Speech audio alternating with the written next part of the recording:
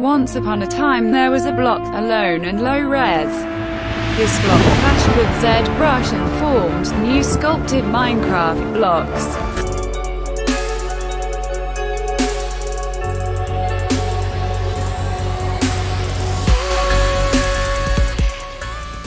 First thing first, I decided to start by creating few bricks, which I'm going to use to place and create the brick wall blocks. I'm also testing a little bit the combination and adjustment of brushes on them to find a result which I'm happy with.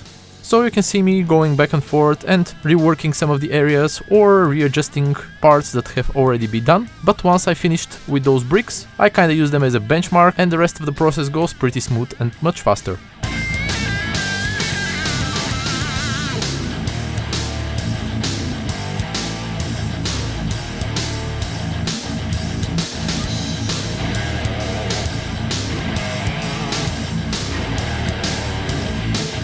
At this point I started questioning my life decisions and what exactly brought me to the point of creating Minecraft blocks inside ZBrush. But this is a dilemma that I'm going to leave either for some of the live streams or for another video where we can discuss it.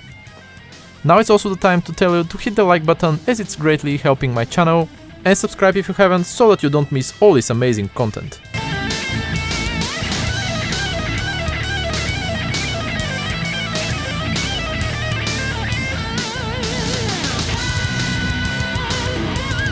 For the next block I decided quickly to jump into Photoshop and create an alpha, which I'll after that use in my brush as a mask, and which after that I'm gonna be using as a mask on my brush inside ZBrush. And also, at least for me, it's much more convenient, as I'm used usually of creating some masks and after that reusing them or combining them with other elements and getting different results if needed.